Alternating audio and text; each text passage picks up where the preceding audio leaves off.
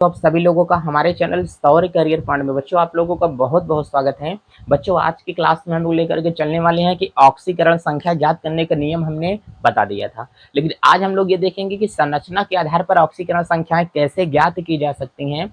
बच्चों यदि आपने पिछले वीडियो नहीं देखा है तो हमने एक्सरसाइज भी करवा दिया है कि ऑक्सीकरण संख्या कैसे ज्ञात करें। ये चीजें तो पता है बच्चों, सरल सरल मैंने उदाहरण बता दिया आप लोगों को, लेकिन संरचना बताने के बाद में भी कुछ ऐसे ऐसे उदाहरण हैं जिसकी ऑक्सीकरण संख्या तो आप लोग निकाल लेंगे, लेकिन बिना संरचना के अगर ऑक्सीकरण संख्या निकालेंगे तो वो मान हमेशा गलत प्रूफ होता है।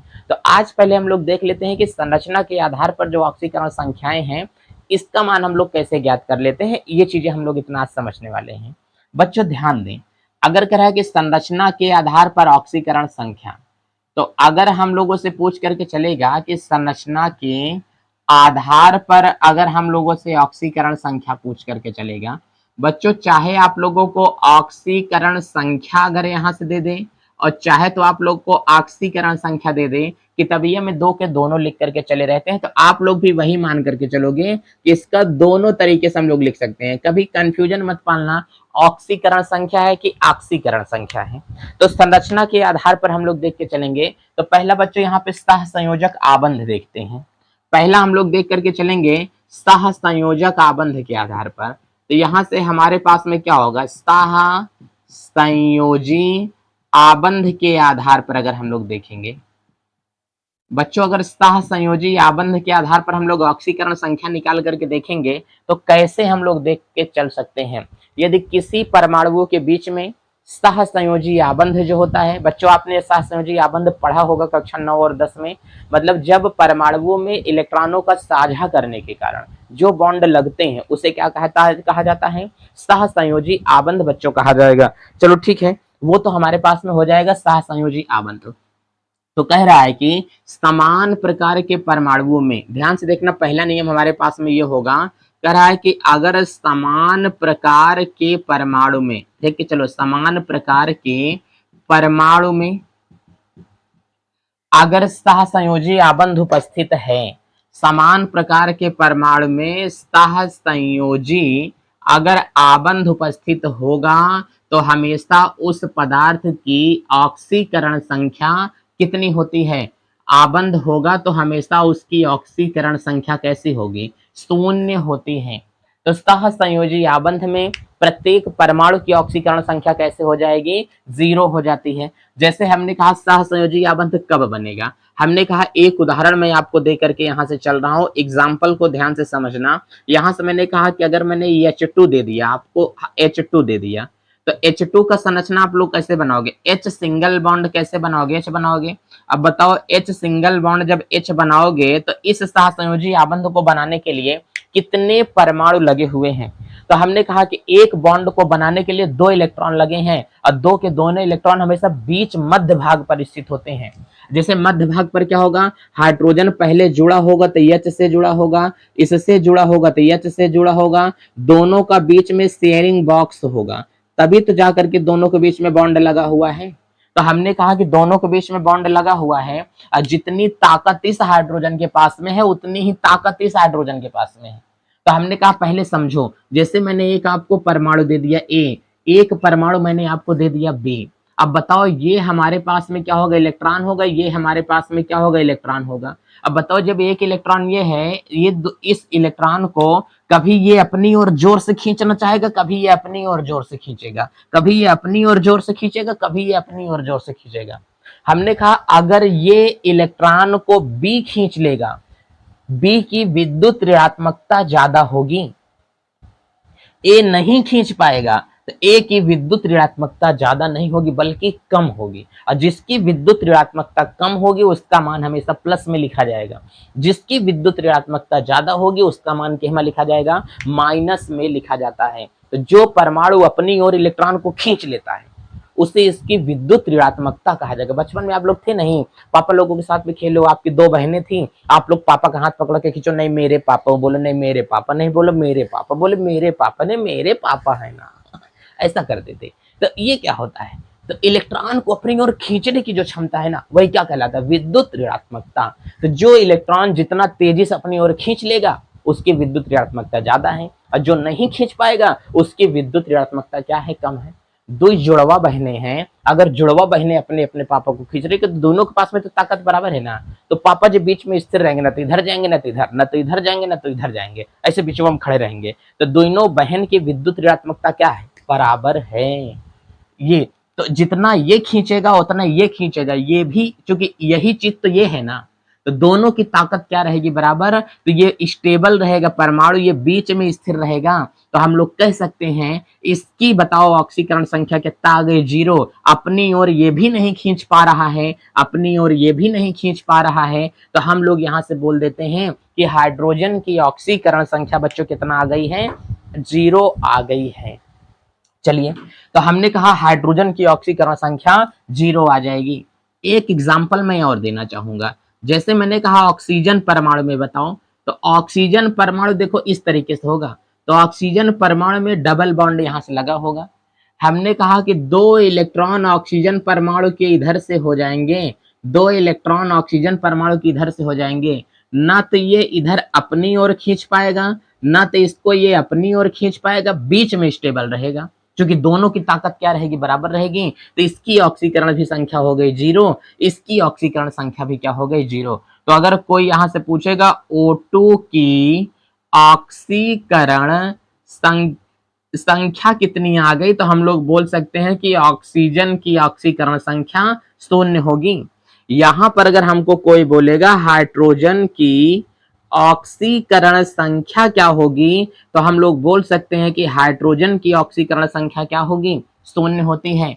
अगर यहीं से हम लोगों को तीसरा वाला कोई दे देगा, तो तीसरा देगा तो इसका मतलब क्या दे देगा, नाइट्रोजन दे देगा। अब बच्चों नाइट्रोजन को आप लोग देख के चलोगे, नाइट्रोजन ट्रिपल बॉन्ड बनाएगा, नाइट्रोजन कितना बनाएगा, triple bond, 2 electron 2 electron 2 electron, ऐसा बना देगा कि नहीं। मान लो बीच वाला ये बना दिया, तो ये नाइट्रोजन भी अपनी ओर चाहेगा तो नहीं खींच पाएगा, ये नाइट्रोजन भी चाहेगा तो नहीं खींच पाएगा, इसकी ऑक्सीडेशन नंबर 0, इसकी ऑक्सीडेशन नंबर 0, तो यहां से N2 की जो यहां से क्या दिया है, ऑक्सीकरण संख्या दिया है, इसका मान कितना हो जाएगा, यहां से 0 हो जाएगा, 0 हो जाता है। बोलो इतनी बात समझ में आ रही है। तो हम लोग एक के मान यहां से बता सकते हैं कि इसकी अपने पास में जो ऑक्सीकरण संख्या आ रही है, इसका मान हम लोग बोल सकते हैं कि ये कितना हो जाएगा, 0 हो जाता है। चले, तो अगर कभी भी ये सारे मानों को हम लोगों से बोल देगा, तो ये सारे मान हमारे पास में क्या हो जाएंगे, 0 हो जाते हैं। अब बताओ क्या कोई दिक्कत है। तो किसी भी परमाणु के मध्य अगर समान प्रकार के परमाणु है, सहसंयोजी आबंध लगा है, तो उसकी ऑक्सीकरण संख्या हमेशा क्या हो जाएगी, 0 हो जाती है। चलिए सरकार, हमने इसको यहां से समझ लिया कि इसकी ऑक्सीकरण संख्या हमेशा 0 हो जाएगी। ये तो हमारे पास में नियम नंबर 1 था। अब हम लोग देख के चलते हैं कि हमारे पास में नियम नंबर 2 क्या चल रहा है। असमान परमाणु के बीच में ध्यान से देख करके चलना, क्या बोलेगा, असमान परमाणु के बीच में अगर क्या निकलवाएगा आप लोगों से, ऑक्सीकरण संख्या निकलवाएगा। तो बच्चों अगर कह रहा है कि असमान परमाणुओं के बीच में निकलवाएगा, तो जो तत्व अपनी ओर खींच लेगा उसकी ऑक्सीकरण संख्या अलग होगी, और जो तत्व नहीं खींच पाएगा उसकी ऑक्सीकरण संख्या क्या होगी, अलग होती है। इतनी बातें आप लोग समझ पा रहे हैं बच्चों की नहीं। तो अगर कभी भी आएगा कि हमारे पास में जो परमाणु अपनी ओर क्या करेगा, खींच लेगा, उसकी ऑक्सीकरण संख्या का मान हमारे पास में क्या होगा, अलग मान यहां से निकल करके आएगा। चलिए, तो हमने कहा कि जैसे हमने एक एग्जांपल बता दिया, तो यहां से मैंने कर दिया कि HCl मैंने बताया, पहला एग्जांपल दे रहा हूं। अगर हमसे इसकी संरचना का बोध करा के चलेगा, तो इसके मध्य में लगता है H और Cl, ये इसके बीच में सिंगल बॉन्ड लगा होता है। अगर इसके बीच में सिंगल बॉन्ड लगा है तो सहसंयोजी आबंध होगा। अब बताइए, असमान प्रकार के परमाणु के बीच में सहसंयोजी आबंध लग रहा है, तो इसमें कह रहा है कि 2 इलेक्ट्रॉन होंगे। कितने इलेक्ट्रॉन होंगे, 2 इलेक्ट्रॉन होते हैं। अब बताओ, जब 2 इलेक्ट्रॉन यहां से हो जाएगा, हाइड्रोजन जुड़ने चला भी तो किससे जुड़ने चला, क्लोरीन से जुड़ने चला।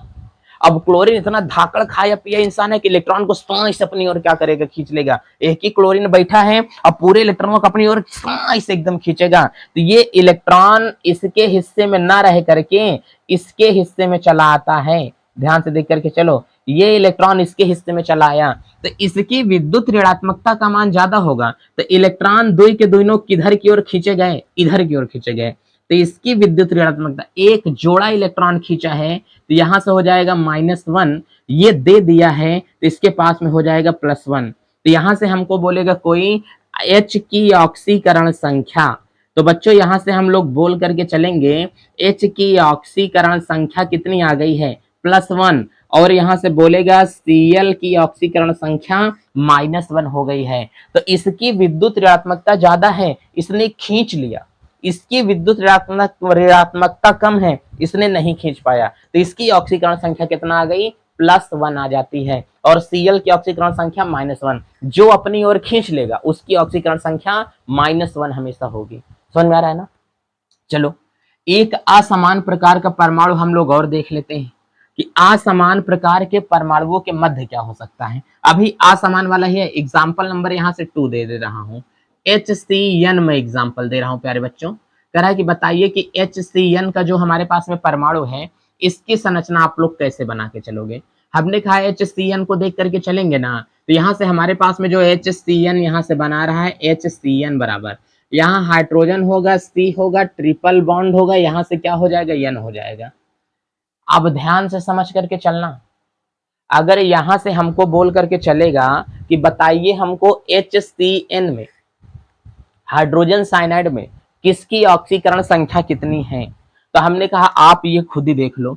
यहां पर एक जोड़ा इलेक्ट्रॉन इसके पास में होगा, तो हमने कहा जब एक जोड़ा इलेक्ट्रॉन इसके पास में क्या हो जाएगा, यहां से हो जा रहा है, तो एक जोड़ा इलेक्ट्रॉन यहां पर आया, इसको ये खींच लेगा हाइड्रोजन, तो हाइड्रोजन की ऑक्सीकरण संख्या हो गई -1, सॉरी कार्बन की हो गई -1, और इसकी कितना हो गई है, +1 ऑक्सीकरण संख्या हो गई है।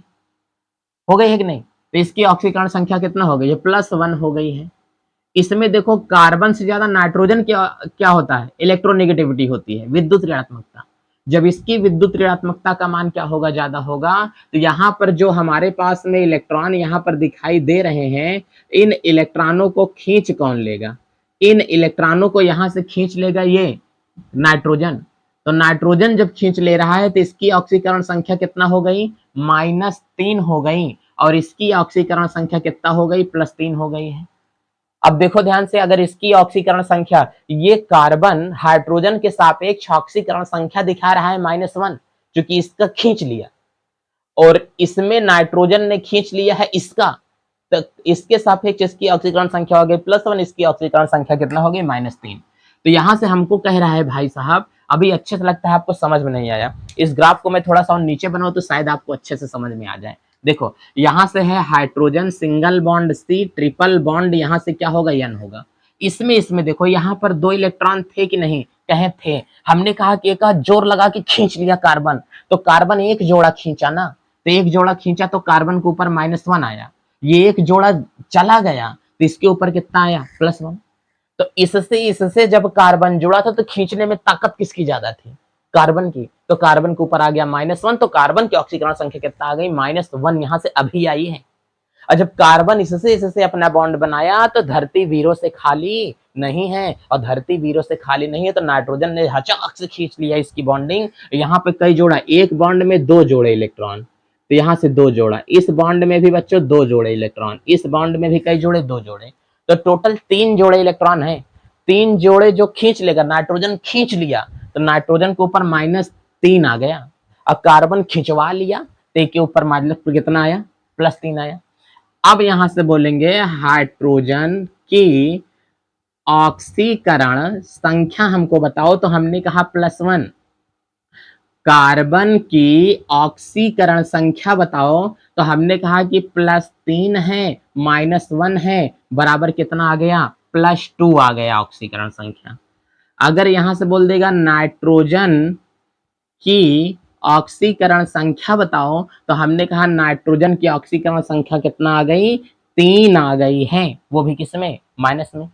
कहे चलो ठीक है सरकार, इसकी ऑक्सीकरण संख्या आ गई है किसमें, 3 में आ गई, तो नाइट्रोजन की ऑक्सीकरण संख्या हो गई -3, कार्बन की ऑक्सीकरण संख्या, कहीं अगर दो दो ऑक्सीकरण संख्या रहे तो चिन्ह के अनुसार उन्हें जोड़ और घटा दिया करो, फाइनली जो उत्तर प्राप्त हो वही उसकी ऑक्सीकरण संख्या निकल करके आएगी।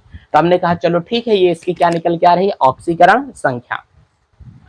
अब हम लोगों को यहाँ पर दे करके चलेगा, कह रहा है कि बच्चों चलो अगले वाले पे देख लेते हैं, इसको मिटा करके नेक्स्ट वाली क्लास में हम लोग देख लेते हैं।